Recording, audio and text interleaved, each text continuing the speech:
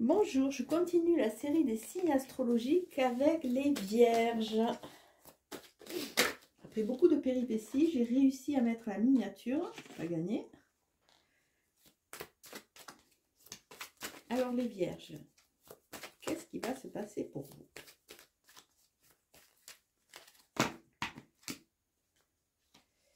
On nous parle de sagesse, on nous parle de silence, peut-être de l'introspection, prendre le temps. Oups. Oups. Hop. Bon, nous avons eu un accident. Alors attendez, je vais couper parce que j'ai toutes les cartes qui sont tombées. Donc je disais, après, peut-être prendre le temps de cette introspection, ça va vous aider à avancer, à comprendre et à faire un tri. Il y a vraiment cette notion, se reconnecter à cette sagesse ancestrale de façon à quelque part retrouver la paix et retrouver une dynamique pour avancer. Alors vos trois cartes, nous avons la prière, donc priez, soyez, alors peut-être sortez un peu de la religion, la prière c'est vraiment se reconnecter à peut-être à des mantras, à des choses qui vous portent, ça nous ramène sur la foi. Et ça nous ramène sur la confiance en soi. Alors peut-être que en priant, en faisant des mantras qui vont vous aider à avancer, ça va vous permettre de vous apaiser. Après, on a le delta. Le delta, c'est l'ouverture du troisième œil. Alors peut-être qu'avec cette foi qui est en train de vous envahir, cette spiritualité, hein, il y a des connexions avec votre troisième œil qui sont en train de se faire. Il y a une ouverture de conscience. Alors c'est peut-être pour ça qu'on vous demande cette introspection avec cette sagesse intérieure de façon à vous reconnecter à ces ressentis. Et la dernière, il y a la tentation. Alors a priori, bon c'est que le début, hein, je viens que de commencer les signes. A priori, il y a vraiment un versus avant et après. On est en train de changer, on est en train de bouger. Et il y a toujours ce diablotin là qui nous saisit avec ce travers à revenir toujours sur cette ligne qu'on connaît mais qui ne nous a jusqu'à présent jamais porté. Alors attention aux tentations, soyez vigilants, soyez bien en phase, soyez sûr de quelque part de faire et d'aller vers quelque chose qui vous comble. Alors nous avons un 10 d'épée qui s'est retourné. Alors 10 d'épée, vous savez, c'est les pensées, ça parle un peu, ça retrace un peu notre route où c'est qu'on est, on a subi beaucoup de galères, mais on est prêt encore pour avancer. Alors ça nous parle de ne pas être démoralisé, d'avoir confiance, de pouvoir toujours avancer et se relever. Là, je vous avoue que c'est quelque chose qui peut me parler énormément parce qu'on passe vraiment par ces phases-là. Et à l'heure actuelle, c'est pas évident. C'est pas évident. Alors, nous avons la tour et nous avons l'as de denier. Donc, bon, quelque part, ces cartes se suivent bien. La tour, ça montre qu'il y a quelque chose qui est en train de péter, d'éclater. On vous dit que vous êtes... Il y a quelque chose qui ne vous correspond pas et qui ne vous correspond plus, plutôt. Et il est temps de faire table rase, de revenir à l'essentiel, de façon à garder que ce qui est vraiment pour vous, c'est-à-dire les fondations, les fondements de votre vie. Et on vous demande de faire un tri. Mais il va y avoir des éclats. Alors c'est peut-être cette tentation qui va venir vous titiller. Avec l'as de denier, on voit qu'il y a un nouveau départ financier. Il y a de la prospérité, il y a un nouveau travail, une nouvelle dynamique. Peut-être des investissements, mais on voit qu'il y a un renouveau. Mais le renouveau ne va passer que par, quelque part, cette explosion. Cette explosion. Alors, on voit quoi? On voit le 8 de coupe, donc on voit vraiment le départ. Hein. On est en train de partir, de laisser les choses en place. On n'est plus satisfait. Il est temps de passer à autre chose pour pouvoir, quelque part, aller vers ce jugement. Le jugement nous parle du vin, ça nous parle aussi de la dualité, ça nous parle aussi d'être mis à sa place. On va récolter ce que l'on a semé. Il y a vraiment... c'est une carte qui est très porteuse, mais qui aussi peut secouer, parce que c'est vrai que tout dépend comment on se positionne. Et c'est vrai qu'avec le jugement, on nous demande de faire table rase du passé, et quelque part de pardonner aussi. Pardonner ce qui nous empêche d'avancer. Avec la reine de couple, on voit qu'il y a la connexion aux émotions. Alors, les émotions vont être relativement présentes puisqu'il y a de l'explosion, on est en train de changer, on laisse des choses en cours de route. La reine de coupe, c'est vraiment ce personnage qui est dans l'empathie, dans le don de soi. Elle est... elle se reconnecte à tout ce qui est imaginaire, hein. Alors peut-être par rapport à cette foi, c'est peut-être une personne aussi qui va vous entourer, qui va vous aider de façon à, avec ce 10 de denier, on parle d'aboutissement. Il y a vraiment se reconnecter à ce qui vous porte, à ce qui vous appelle et ce qui vous enrichit quelque part.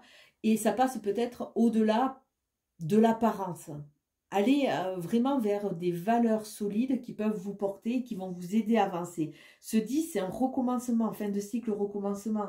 Donc, on a un 8, on voit qu'on part, il y a la dualité à travailler, on a la reine de coupe et on a de nouveau la grande prêtresse qui est un 2. Il y a vraiment cette... Et de nouveau, on a de la dualité. Alors, on voit qu'on va avoir des épées. Pour pouvoir se libérer, on voit qu'il y a de l'indécision.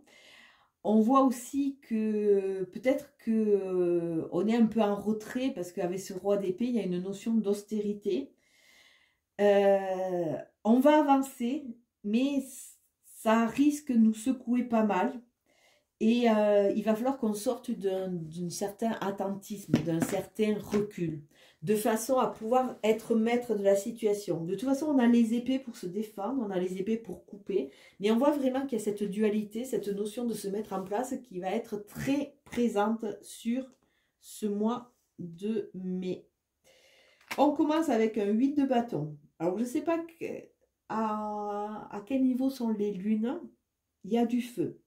8 de bâton nous parle de passer à l'action, il y a de la passion, il y a de la vie, ça nous parle de vitesse, alors attention hein, à ne pas confondre vitesse et précipitation. Hein. Là, il y a vraiment cette notion de résultat, d'énergie qui revient. Après, elle est associée vraiment à ce nouveau départ, cette énergie, mais il va falloir quelque part se mettre en action, parce que ça ne va pas vous tomber tout cru, parce que avec cette tour, on voit qu'il y a quand même du nettoyage à faire avant. Alors attendez, j'ai perdu ma chaussure. Là, nous avons le diable. Alors le diable nous parle de tentation, nous parle de manipulation. Attention, alors c'est peut-être... on avait déjà cette carte de la tentation, alors c'est peut-être des personnes qui vont vous tenter, vous dévier de votre route, soyez vigilants. Il y a vraiment cette notion aussi de fragilité, de dépendance à vos travers, où c'est que vous avez tendance à faire machine arrière. Et attention à trop de matérialisme, parce que à vous accrocher à des choses qui n'ont plus lieu d'être, ben, ça va vous empêcher de bouger. Là, on vous demande un gros nettoyage. Là, nous avons le cavalier de coupe. Le cavalier de coupe avance. Avec sa coupe, il y a des propositions, il y a... peut-être que c'est au niveau du cœur qu'on va essayer de vous éloigner de votre route, hein. Mais il y a des offres. Il y a des offres et dans ce renouveau, peut-être que c'est par rapport à ces nouvelles propositions que vous allez pouvoir axer cette nouvelle dynamique. En nous avons un 6 de denier qui nous parle de générosité, qui nous parle du don. À travers le don, il faut aussi apprendre à recevoir. Il faut qu'il y ait un équilibre. Ne pas donner en perte, parce que donner en perte, au bout d'un moment, c'est parce que on va déjà s'épuiser et c'est parce qu'on cherche une reconnaissance des autres. Accordez-vous cette reconnaissance. Attention à ne pas vous disperser. On a de nouveau un 7 de bâton. Le 7 de bâton nous parle de ce potentiel à vraiment défendre son position. On est prêt, sa position, on est prêt à en découdre. Il y a de nouveau la passion. On demande de se défendre pour qui on est, pour ce qu'on veut. Ne plus être dans un certain attentisme et quelque part dans le fait qu'on subisse les choses. Alors peut-être fin de mois, il va y avoir des combats, entre guillemets, pour se défendre. Peut-être qu'il y a aussi un combat intérieur, parce qu'on voit que la tour est là, il va y avoir des événements imprévus, quelque chose qui va vous déstabiliser.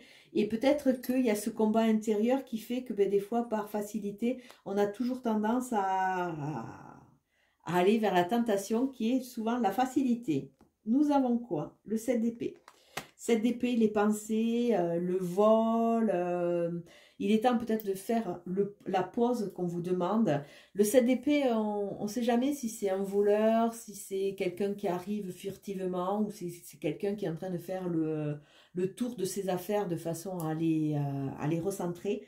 Mais on voit qu'il y a quand même eu pas mal de mensonges. Alors, est-ce que vous n'auriez pas tendance à vous mentir à vous-même? Attention. On a un valet de bâton. Alors, le valet, c'est toujours quelque chose d'immature. C'est l'enthousiasme, c'est le feu. Il a envie de partir à l'aventure, mais il y a toujours des hésitations. Après, nous avons un 5 d'épée. 5 d'épée nous parle un peu de, au-delà de la défaite, nous parle souvent de certaines victoires qui peuvent être amères. On fonce comme des bulldozers, sans se soucier de ce qu'il y a autour de nous et finalement on s'oublie et finalement ce qu'on a eu, ce qu'on a récolté ne nous satisfait pas parce que ça ne nous nourrit pas. Et on a un 4 d'épée. Donc on voit que sur ce jeu vous avez deux cartes majeures et vous avez beaucoup d'épées et de bâtons avec deux petites coupes, non, une coupe et deux petits deniers. Donc on voit que ça va être, attention à ce que la coupe ne déborde pas, on me dit. On voit que ça va être un mois qui va être en demi-teinte, dans le sens où c'est que on a les épées qui vont venir vous travailler en début de mois. Vous savez que là, vous allez être amené à réfléchir sur votre positionnement, sur le fait que vous êtes toujours dans l'attente et que ça ne vous satisfait pas. Vous avez envie de partir. Il y a ce feu de vie qui vient, qui était déjà ce 8 de bâton qui était central, ce feu de vie qui vous amène une certaine dynamique et vous avez envie de bouger. Vous avez envie de bouger, mais il y a une hésitation, il y a toujours cette hésitation. Donc là, il y a un état des lieux sur les mensonges, sur l'insatisfaction, sur quelque part le fait que vous n'avanciez pas comme vous avez envie ou où vous avez envie d'aller. Mais comme il y a cette prise de conscience, il y a vraiment cette tour qui va exploser. Milieu de mois, eh bien, il y a la tentation qui arrive. Donc, on va vous demander vraiment de vous reconnecter à vos sensations. Il y a le 8 de bâton, il y a la passion qui arrive. Donc, vous allez voir quelque part qu'il y a un nouveau chemin qui se dessine. Et un chemin qui va être plus en harmonie avec quelque part, vos émotions. Il va falloir faire la paix avec elle aussi, de façon à pouvoir, quelque part, être beaucoup plus fort pour pouvoir avancer. Fin de mois, on voit que vous allez être tiraillé par vos pensées. Vous allez être sur la défensive.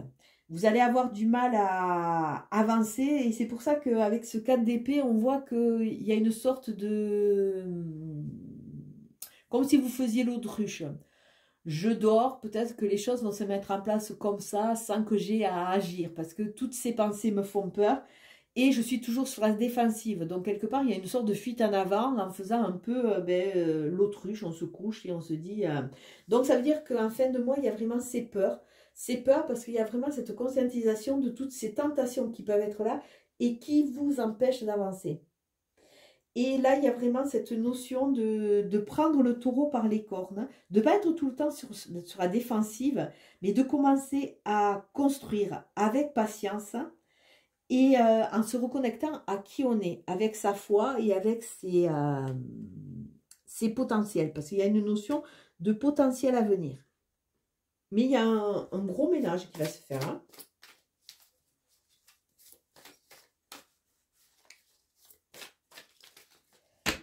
Donc, passez à l'action et ne regardez pas... Ah oui, sortez d'un certain isolement. Il y a le temple qui vient de sortir. Hein.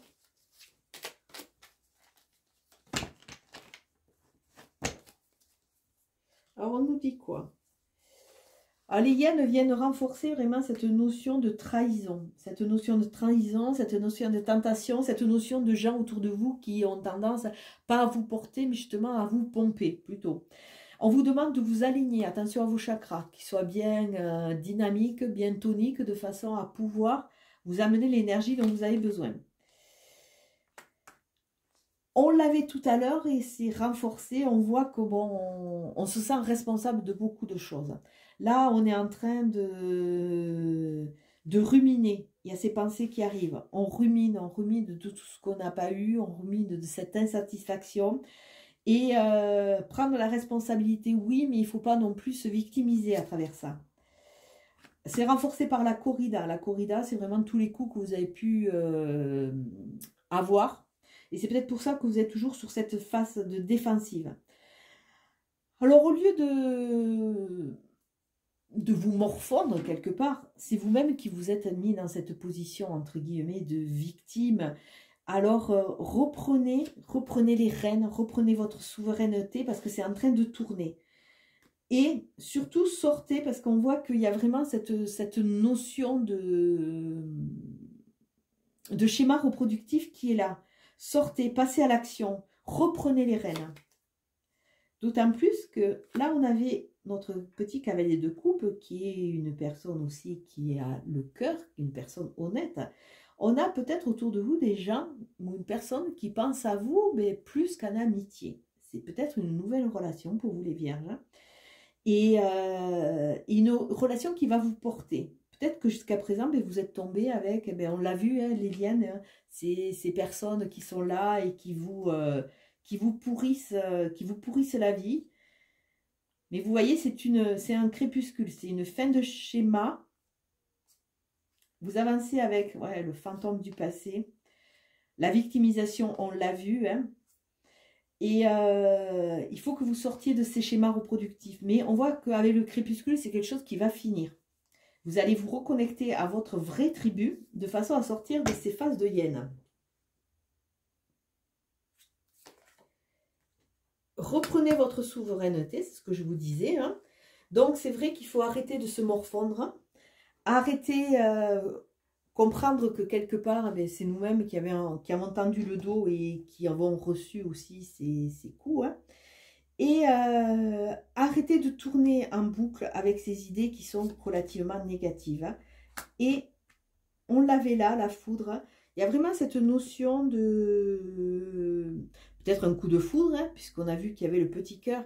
Mais il y a quelque chose d'assez électrique qui va venir vous secouer, je pense. D'autant plus qu'on est, on est sur un nouveau recommencement. Donc, il faut faire vraiment table rase de ce passé de façon à pouvoir amorcer ce changement.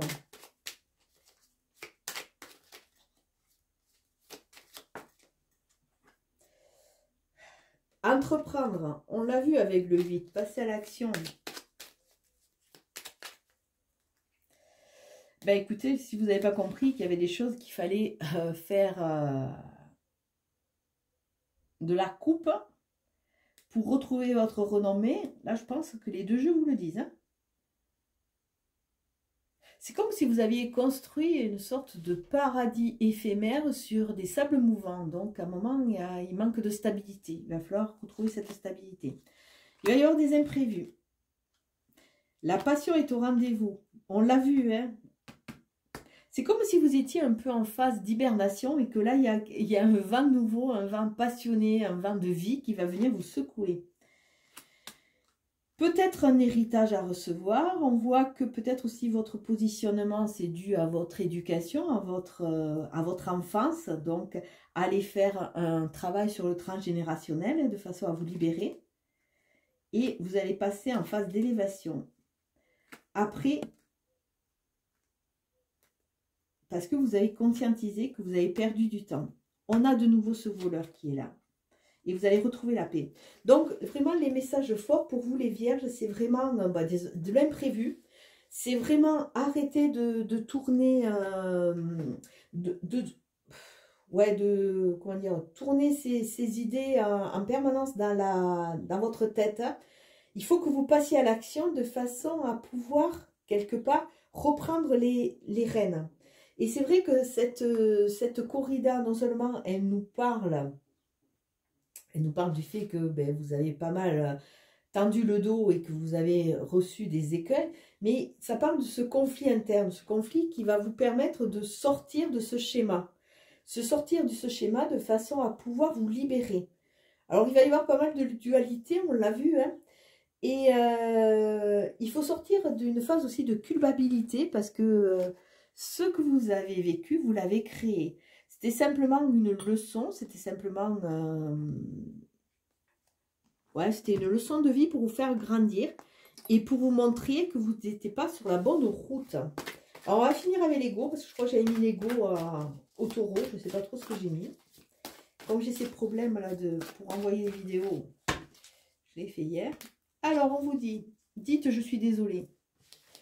Je suis désolée. Alors, peut-être aux autres, hein, dites-vous déjà à vous que vous êtes désolé.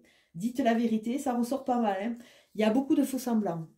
On se crée des sortes d'images pour paraître et pour être accepté. Et des fois, on fait des choses qui ne sont pas en adéquation avec notre vraie personne. Et là, on vous dit non. Arrêtez de dire des choses pour vous être accepté et être aimé. Dites la vérité.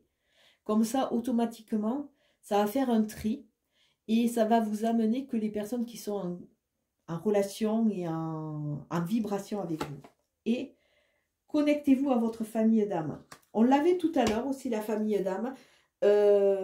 Sortez de toutes ces hyènes-là qui vous pompent et allez plutôt vers votre famille d'âme qui va vous porter. Et cette famille d'âme n'est pas forcément une famille, votre famille réelle. Vous pouvez trouver votre famille d'âme par rapport à votre pensée et souvent à l'extérieur de vous.